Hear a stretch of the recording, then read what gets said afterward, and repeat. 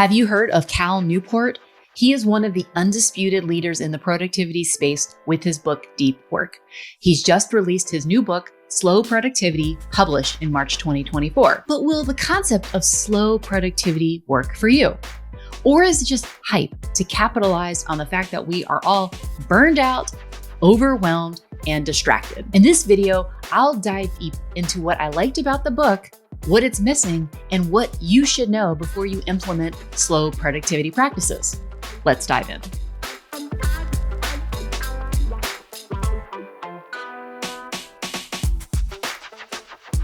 Slow productivity is billed as the antidote to what Cal Newport calls pseudo-productivity, where we measure results by measuring the volume of work that gets done.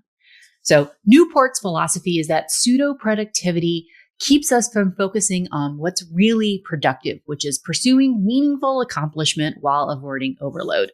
The subtitle of this book is Slow Productivity, The Lost Art of Accomplishment Without Burnout. The general structure of the book focuses on the three pillars of the slow productivity practice as this antidote to pseudo-productivity. 1, do fewer things. 2, work at a natural pace. And 3, obsess over quality. Let's talk about which each one of these are. So do fewer things. This sounds like exactly what it says. It doesn't mean accomplish fewer things, but it means taking on fewer things at once. In the book, it talks about the fact that when we have too many projects and tasks flowing at us, we actually start to get overloaded with the overhead of managing all those projects and tasks. Planning, replanning, meetings about the project, status updates about the project, emails about all this work in flight. All of this overhead starts to actually crowd out the time you would spend doing, the actual work. So each piece of work takes longer than it would if done without all that overhead administration work. So in the concept of doing fewer things, it means as an individual or as an organization, take on only what you have the capacity for, take on fewer things, and you'll actually end up accomplishing more in the long run. Pillar 2 is working at a natural pace. In this section, Newport introduces the concepts of seasons and cyclicality. Just like nature, we aren't meant to operate at the same pace all year long. Just like when we were living in agricultural times, there was the season of planting, the season of tending, the season of harvesting. So there were seasons guided by nature as to when we worked hard and then when we rested. However, the transition to the industrialized world has meant that we can run at the same pace, generally 24/7, and we've applied that manual labor concept to knowledge work. In this philosophy, instead of working at a consistent pace all year round, Newport advocates for seasons and cycles that allow us to have cycles of focus, cycles of rest, and allowing us to keep a sustainable pace and ultimately avoid burnout. The final principle is obsess over quality. The focus that we have on volume and frenetic activity and busy work as a proxy for real impactful results means that we often pop out low quality work. We're focused on checking to-dos versus producing meaningful output. We should focus on those quality efforts often produced on a longer time frame with more focus. So those are the principles of slow productivity. So what I liked about this book is the emphasis on fewer things. He talks about 2 principles in this section. One is using a pull-based system for commitments and projects. What a pull-based system is, imagine that you have an assembly line. You're actively working on 2 projects at a given time with a bunch of things in the backlog. You don't start working on the next project in your holding tank, your backlog, until you've finished one of your active projects. So you can be collecting as many things as you want in the holding tank, recognizing you're only working on, 2 or 3 active things at once. Once one's finished, it moves out. You can move another project into your pipeline. I really like this because it gives people a way to collect things so they don't suffer the mental burden of remembering all the things that they were supposed to do and have no place to take notes on those things. But they're really actively saying, this is now, this is next, this is not yet. And having transparency around that for you and anyone you work with. Love pull-based systems coming from an engineering background. The other principle in Do Fewer Things is to start adding in the right friction. He talks about having other people do more work. So before a task gets loaded on your plate, ask them to fill out more context about the task. Complete a project brief before it gets added to your desk. I really like this concept of just because it's easy for someone to hand it off to you, how can we add a little more friction so that less things get taken on at once because they're less easy to just throw it onto your desk. In the concept of working at a natural pace, I love two parts of this. Newport talks about extending the range we're looking at in the horizon we're considering for goals and commitments. So having a long range view of commitments with double project timelines. So you're thinking, okay, instead of looking at what I can accomplish in a year, what can I accomplish in 5 years? Assuming I'm going to write a book in 3 months, how can I double that timeline to 6 months, 12 months? That way we are more accurately looking at our commitments that we have in process, how long things are going to take, and working at a pace that we can sustain versus hustling and then burning out. But Newport also talks about having times where there are seasons of focus and seasons where there are rest, and demarcating those and having rituals to signal when we start and then what we do when we're no longer in that time and space, and how can, again, we communicate that to others. And the third pillar of obsess over quality, we are in the age of AI where it has never been easier to create generic content, generic output at scale. But that's not what Newport says creates the lasting quality that makes your work have a meaningful impact. So instead of trying to do more, churn out more, how can we focus on quality, especially since an obsession of quality is going to make our work stand out in this age of generic AI. That's what I liked about the book, but I think it's missing some really critical components, specifically that it's an overemphasis on individualized solutions to systemic problems, a bit of a disregard for the perils we find ourselves in with late-stage capitalism, and I think not acknowledging that some of the solutions he suggests are somewhat risky depending on your place in the wheel of power within an organization. So an acknowledgement of capitalism and the need to keep your bills paid. While I appreciate the stories of these artists and writers that were able to take long sabbaticals, or academics that are able to have the job of teaching during the school year, but have summers off that are demarcated, ability to have lots of long stretches for revisions and obsessing over quality, how does that translate sometimes into the requirement that we have today to keep our bills paid? Newport acknowledges that these principles and these examples maybe were supported by patrons, supported by families, supported by other work, and says, we can poo-poo that as privilege, but we can learn the principles of slow productivity by looking at these examples. But I think there's a question about, okay, knowing that these examples he chose were things that we might not be able to replicate today, how can we take these principles and what are examples of how, if we need to keep producing on a pace that maybe doesn't make sense for us, or if we are overloaded with work, what can we really do? And what are these examples that don't rely on being able to opt out of the workforce in some way to focus on a creative project? So I would have appreciated some more examples of how to do this without the backing of a patron. The second point is individualized solutions. So Newport discusses how you as an individual can use a pull-based system to prioritize your workload, how you as an individual can take micro sabbaticals during your work day or take micro periods of rest. But what that's all doing is putting the onus on the individual to have to stop the tides of work coming at them, which makes sense that you can do if you are a solopreneur, if you run your own business, or if you are in a position of power at a company. There's so much in the self-help world and the self-care world about individualized solutions to systemic problems. I would have liked to have seen more talk about how organizations can structurally and systemically slow down the volume of tasks.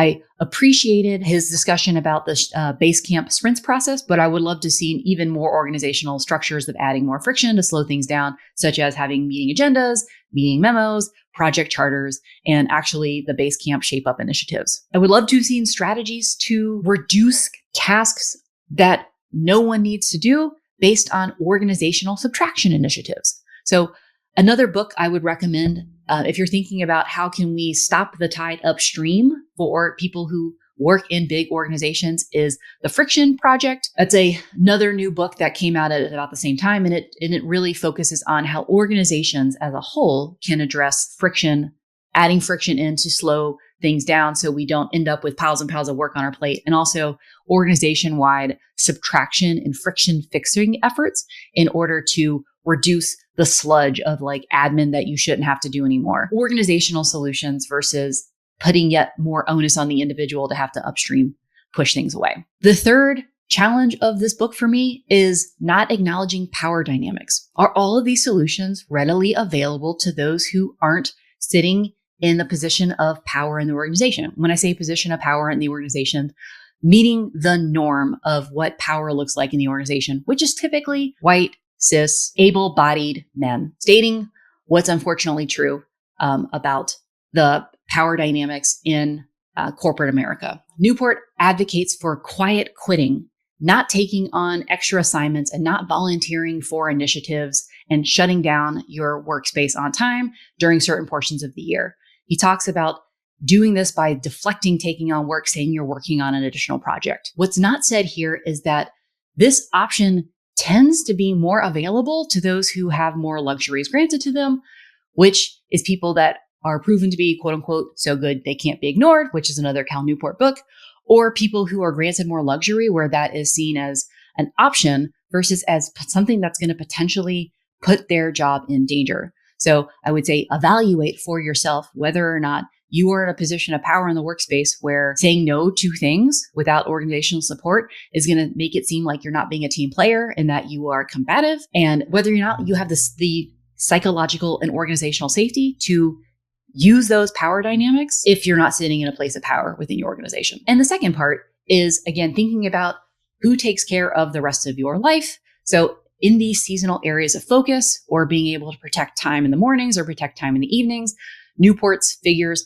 often go work in a different location or often go protect their time with deep work. But what's not acknowledged here is, especially if you have a family, who's taking care of running the household while you're on your summer sabbatical, while you protect that time in the mornings or in the evenings to write the book or work on that creative project. What's not acknowledged here is a lot of times that burden falls on the female partner within the family. So are all of these solutions about protecting your time and matching your time and your context available to as many of us? And so I think that's important to acknowledge that these are great principles, but I would have appreciated some more acknowledgement of like, what are the support systems and structures you rely on in order to make that happen. And the fourth part is survivorship bias. So all of the examples here are where quality, seasonality, and focus on things led to long-lasting impacts with a long tail of residual impact. You could produce one album and that carried you for the next 5 years.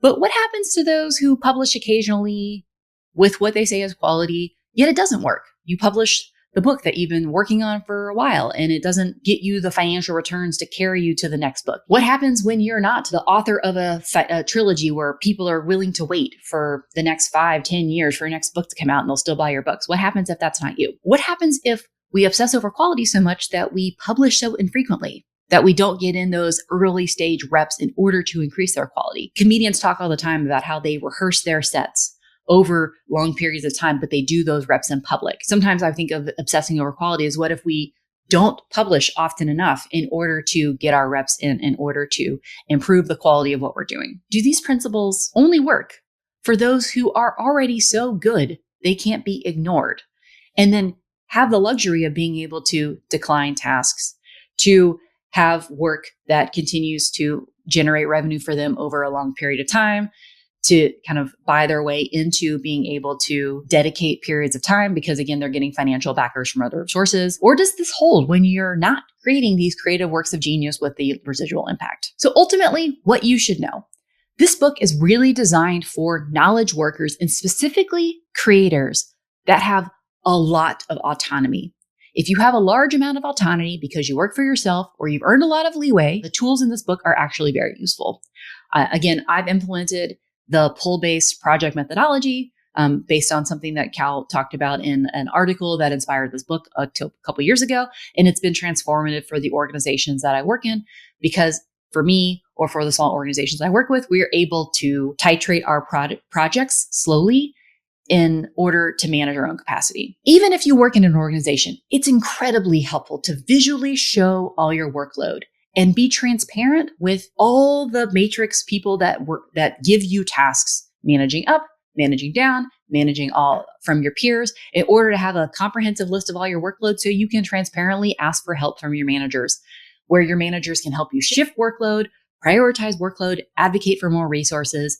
Usually your managers can help you prioritize often your work better than you can because they have more context as to what's more organizationally important. So don't try to implement this in a vacuum. And the third thing is, if you have power in your organization, use these principles and also some of the principles in the Friction Project to benefit others where they might not have the same level of access and safety to use some of these tools to their benefit. Have a visual board of all of your department level projects and only launch what your organization can deliver. Use systems like Agile or the Basecamp Shape Up Sprints in order to deliver scopes of work that fit into cycles. Protect the seasonality of your people by having organizational-wide project downtimes like at common holidays or the summer. We can learn a lot from the European custom of taking a month off during the summer, having summer Fridays, or having no meeting Mondays. But a lot of times, people trying to implement that for themselves look like Debbie Downers, and organizations that do that collectively, there's a shared sigh of relief because the individuals don't have to try to push that rock upstream by themselves. And embrace quality, but also in quality in how you as a leader or how you as an organization delegate with, again, the right level of work on your plate versus tossing tasks over the fence. If you are too busy to write a task description or a project outline or put a meeting agenda out or ensure meeting notes get sent out, you are too busy to hand over that particular project, and you may need to manage up with your leader as well. Overall, what rating would I give this book?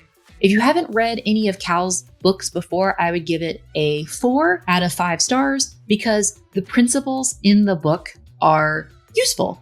If you are newer to the world of productivity and you haven't read a lot of his work before, like Digital Minimalism or World Without Email, where a lot of these talks about, slowing down, fewer projects, more deep work, these are all really relevant principles if this is new for you. This particular book by itself, if you have read Newport's book, I would give a 3 because a lot of the stories and examples are not as relevant to the modern day knowledge worker who isn't working on great artistic projects or scientific discoveries or books. A lot of knowledge work is working in an organization that does treat us like machines. So a lot of the stories aren't as relatable, though the principles in the book are very useful for, again, someone who is not super steeped in productivity tools. A lot of good tools in here.